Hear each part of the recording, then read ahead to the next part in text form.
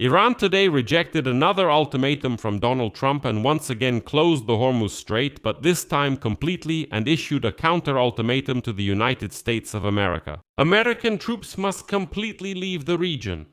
Until Saturday evening, Washington officially demanded that Iran publicly guarantee that the Hormuz Strait would remain open and that there would be no more attacks on merchant ships. Trump's wording sounded threatening, saying that if such guarantees were not given by Tehran, then, quote, it would not be the best day for Iran. But Saturday passed and Iran responded, but not with guarantees.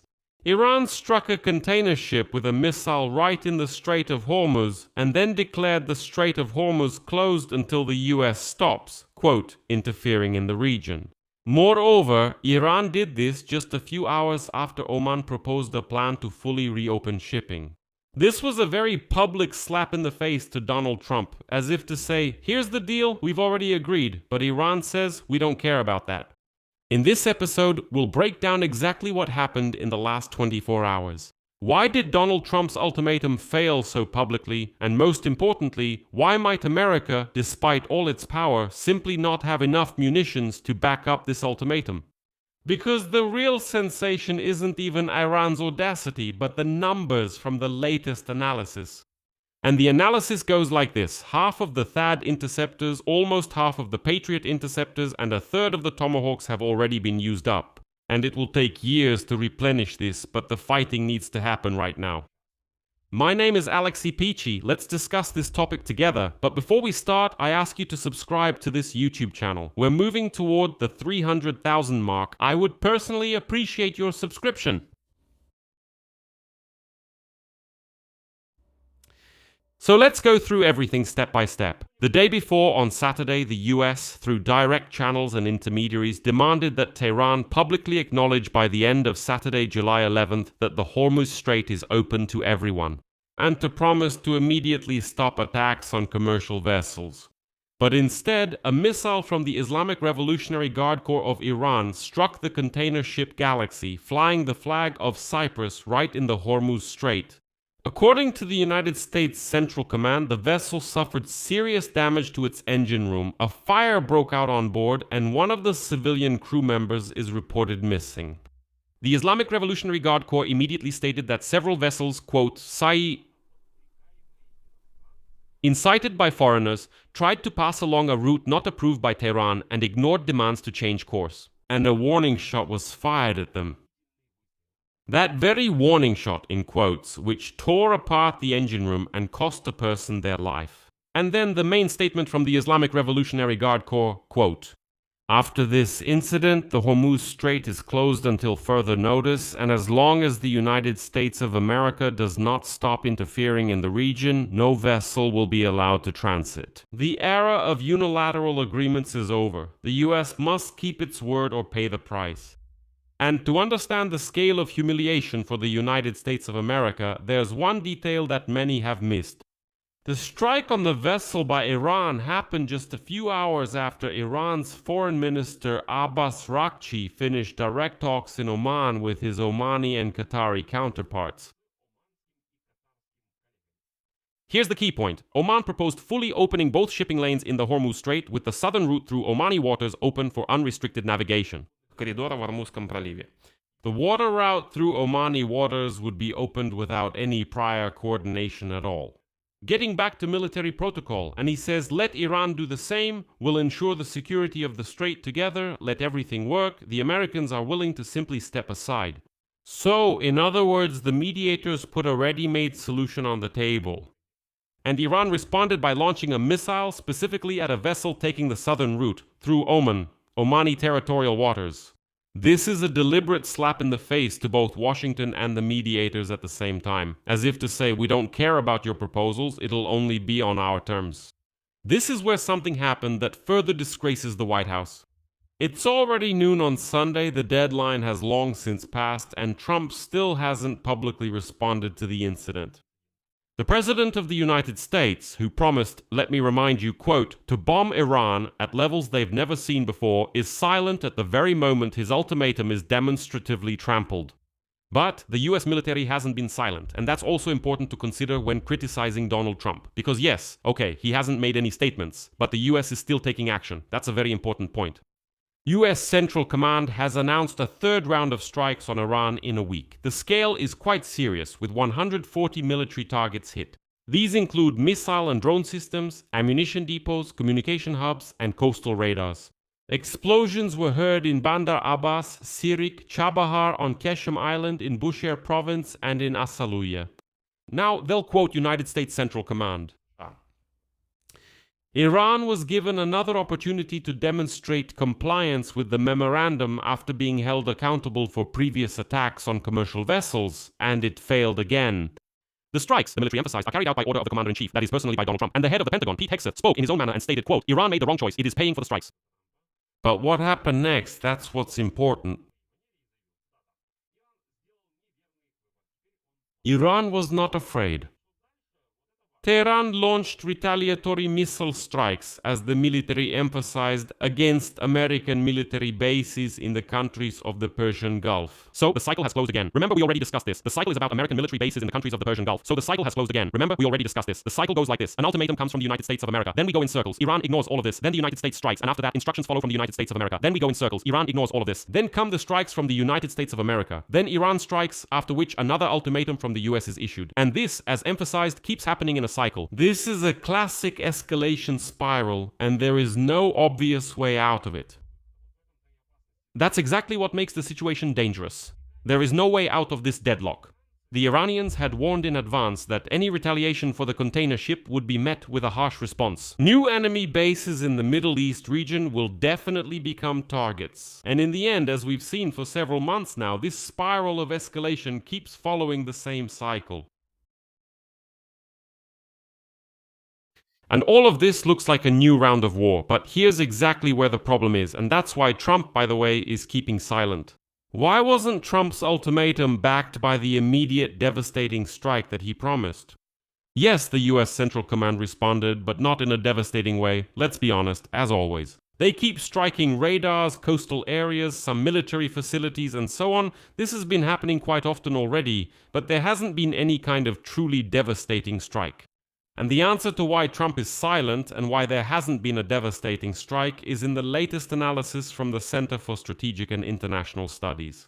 By the time full-scale hostilities between the US and Iran officially stopped in April, by that time the Pentagon had already used up at least half of its THAAD interceptors, almost half of its Patriot interceptors, and about 30 Tomahawk cruise missiles.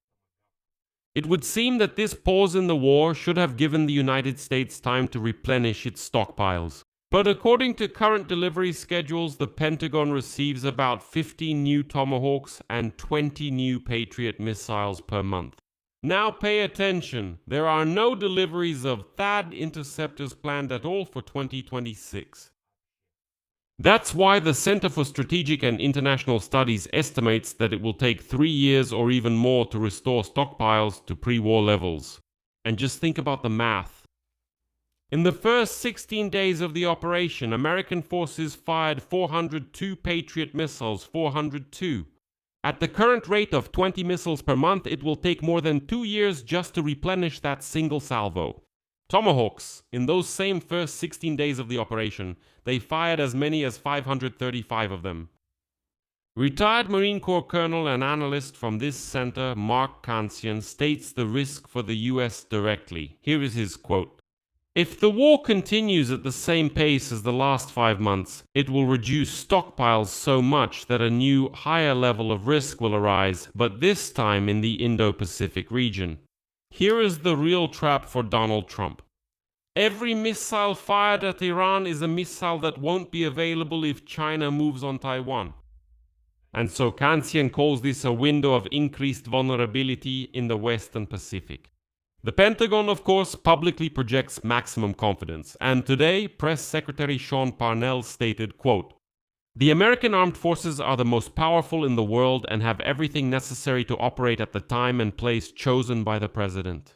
But I want to draw your attention to the fact that this statement by Sean Parnell is word for word identical to the one that the same Sean Parnell made in April. He said the exact same thing, word for word, during the pause in the war. He says, when it's time, we'll strike. We have everything and are the strongest, etc. So it's just a copy-paste job instead of a real argument. And Trump is trying to solve the problem administratively. In June, he invoked the Defense Production Act to remove bureaucratic barriers and speed up missile production. But expanding production capacity takes time, and Trump doesn't have that.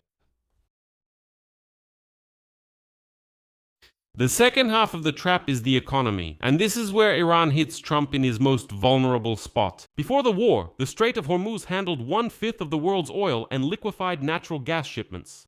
Its blockade has already crashed the energy markets. The actual Iranian blockade caused a spike in energy prices and fueled global inflation. And that's where the political math comes in, and Trump can't get away from it. He can't just dodge it and, pretend it doesn't exist.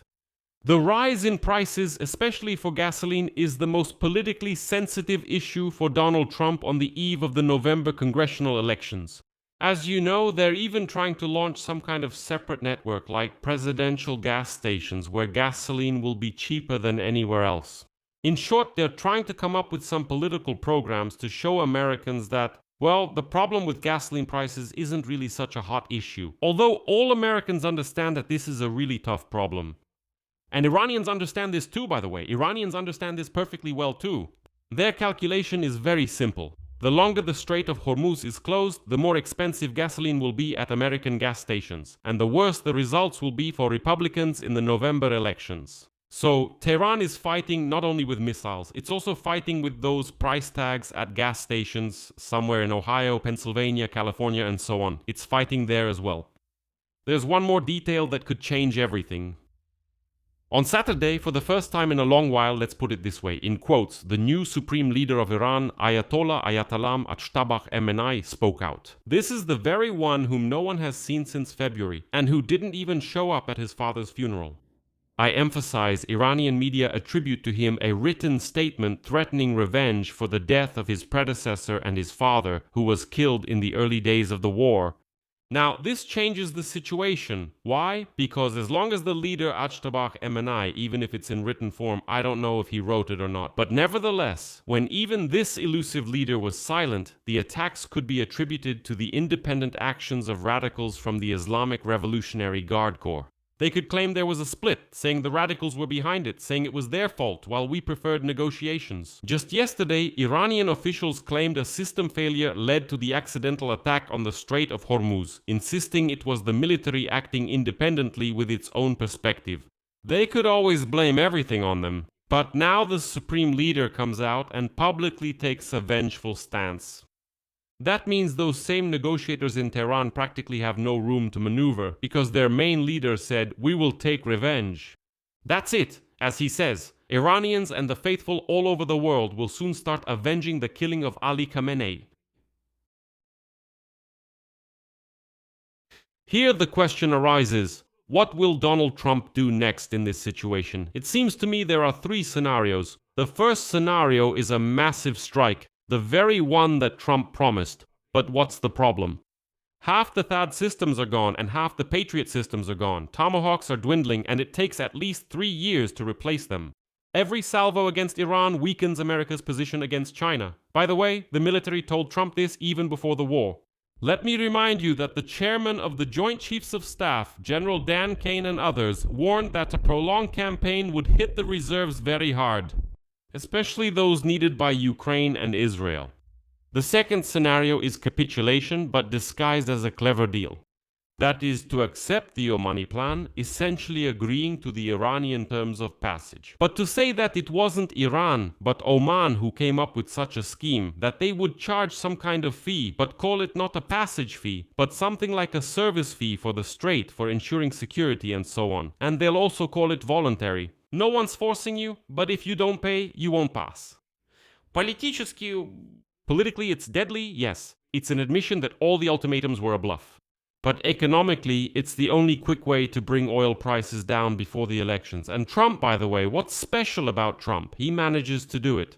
I mean, remember when on June 17 he signed the Memorandum of Understanding with Iran? He said, well, listen, what do you want? For us to keep fighting with them. If we keep fighting, oil prices will be a mess. Well, we can't allow that. If the Hormuz Strait is closed, then your gasoline prices will be high. So yes, we messed up a bit, we miscalculated a little, but listen, what do you expect? Then when he's told, but you promised to destroy their missile arsenal completely, Trump says, well, how can I do that? What? Saudi Arabia will have missiles, but Iran won't? I can't do that. Is that what you wanted? It can't be like that. And the paradox is that his voters say, well, yeah, that makes sense. Basically, everything's fine. Trump, literally just 2 days ago, think about it, 2 days ago, Trump stated that Iran is basically already denuclearized. He says, well, basically, we buried their enriched uranium, that's it. We can consider the denuclearization issue already solved as well. And his voters say, well, basically, yes. Well, let me remind you that it was buried more than a year ago, so why was there this phase of the war? The third, and in my opinion most likely scenario, is simply a continuation of the current one. Precision strikes on dozens of targets, tough rhetoric from Pete, Hegseth, and Trump, parallel negotiations in Oman, Qatar, and Pakistan, and the hope that the radicals in Tehran, as they say, will run out of steam first. This is what's already happening. The strikes are carried out in series, with pauses so as not to burn through the arsenal and to still leave the door open for diplomacy. So, let's sum it up. Trump issued an ultimatum, Iran demonstratively ignored it, struck a civilian vessel with missiles, and closed the Hormuz Strait until American interference stops. The US responded with strikes on 140 targets in Iran, and Iran responded with strikes on American bases. The spiral, as usual, is unfolding according to the same scenario. But behind the loud statements from both sides, there is still an uncomfortable truth. America is already fighting with a half-empty arsenal. But Iran is also battered and its supplies are running out as well. That's why Trump's ultimatum was issued, but it didn't work. Not because Trump changed his mind, no, but because behind the words, you will pay, we will strike you, there is a stockpile that is emptying faster than it is being replenished. Iran seems to have realized this before anyone else, and that's exactly why it allows itself to fire at ships and declare the Hormuz Strait closed, understanding that the Americans will strike just as they have before. The most troubling thing for Ukraine in this story is the direct connection. As Zelensky noted, every Patriot missile launched in the Middle East is one less Patriot that will go to Kyiv, which means it won't protect Ukraine from Russian ballistic missiles. The war in the Hormuz Strait, unfortunately, is being paid for in part with Ukraine's security. I'll leave it at that. Share your opinions and conclusions in the comments below this episode, subscribe to the channel, hit the bell, and don't forget to like. That's all for now. Take care of yourselves. Goodbye, everyone.